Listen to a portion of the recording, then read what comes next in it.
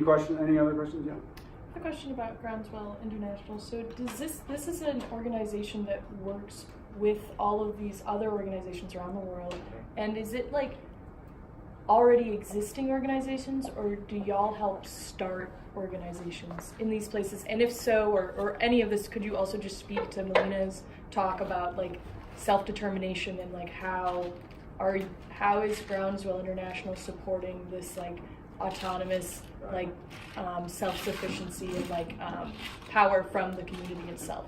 Sure. So Groundswell was formed about 10 years ago by a group of people that have been doing this work together in some ways for 25, 30, before me, even 50 years, back to the 1970s, and coming up with, good methodology in terms of working with communities and farmers leading and not doing things for people, but them doing it for themselves and building their own capacity.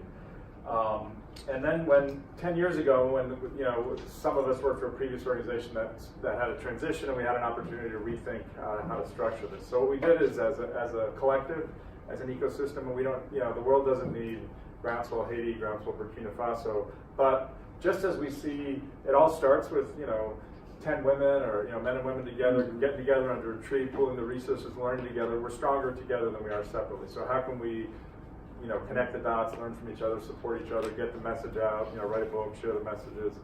So the chain of work is, doing this work together, creating these programs together at a regional level.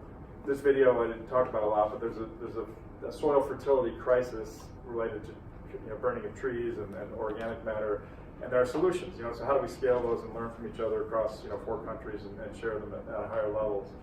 But the chain is creating these programs like this together, and then the local NGO, non-governmental organization partners who are a part of the Groundswell, the members of Groundswell, doing the work on the ground.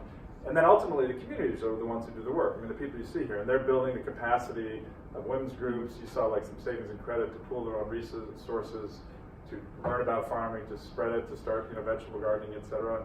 So yeah, it's all about that vision of strengthening local capacity. And I don't know if you're familiar with the term food sovereignty, which is the same concept. And there are global movements, via Campesina, farmers movements, working for these things. But we're trying to support it from a practical level, from the ground up, and then plugging into networks that exist in sub-regions of countries or in regions of countries. But that's how we're trying to work together as a collective with that vision.